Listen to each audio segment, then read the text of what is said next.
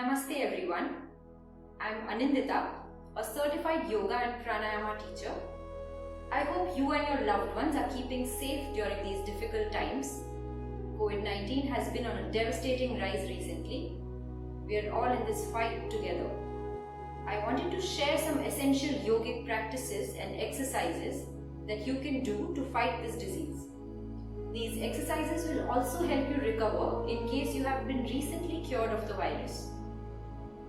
If you practice these exercises every day for 15 to 20 minutes, they will help you utilize your lungs to their maximum potential and keep your immune system active.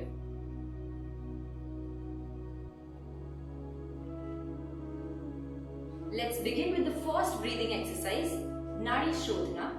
In this pranayama, we breathe in and out through alternate nostrils to clear both the nasal passages. This helps us breathe better throughout the day. This is how it's done. Close your right nostril with your right thumb. Inhale from the left. Close the left. Exhale from the right. Inhale from the right. Close the right. Exhale from the left.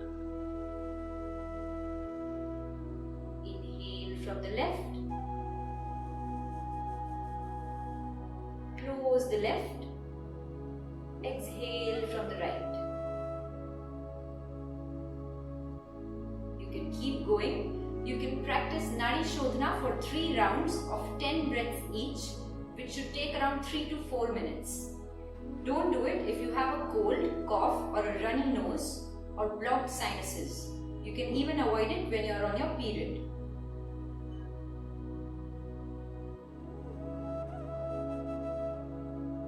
The next pranayama that you should practice is Kapalbhati. In this pranayama, we exhale forcefully and completely, training our diaphragm and our lungs. Now I'll show you how it's done. Inhale fully. Exhale fully. Inhale halfway and start active exhalation.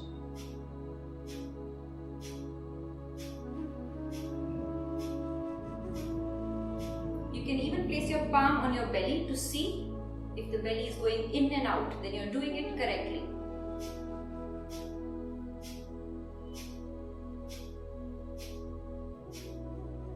Go at your own pace. You don't need to go faster than you want to.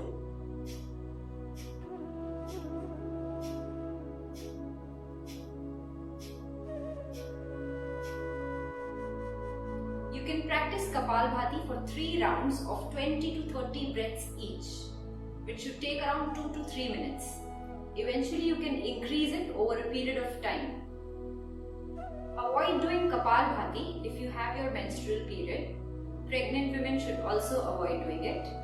Anyone with a heart disease should do it very slowly. Don't increase the rate of Kapalbhati. And even people with blood pressure should not increase their rate of Kapalbhati.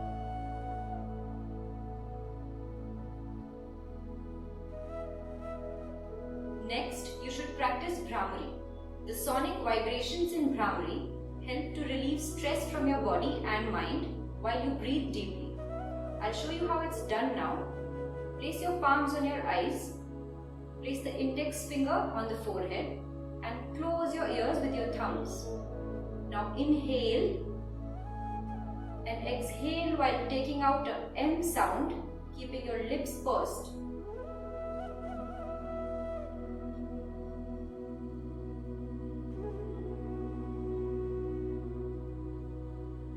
It's the humming bee sound. Hence, it's also known as humming bee pranayama.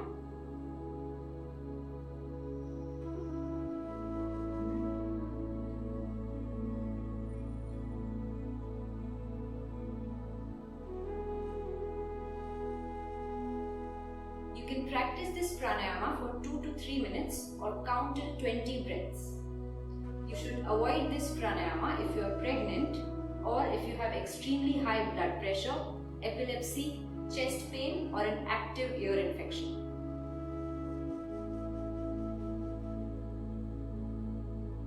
Finally, let me show you the prone ventilator position that can provide immediate relief in case of a dip in oxygen saturation.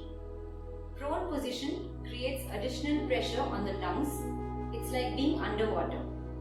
The additional pressure compresses the inhaled air and increases the volume of air inhaled. This leads to higher oxygen absorption. To practice this, lie on your belly with your face turned sideways. Place a pillow in the middle of your abdomen between your chest and the belly. You can also place a pillow under your head or under your feet to be more comfortable. Let your hands rest loosely on the side of your body.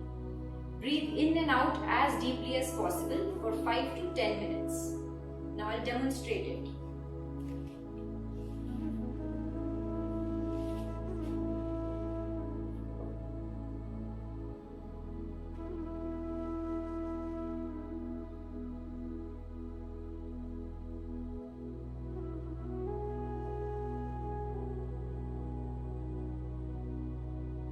The whole set of exercises will take 15 to 20 minutes and you can practice them multiple times a day.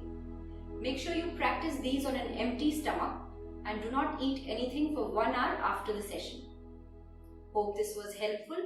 Stay safe and healthy. Namaste.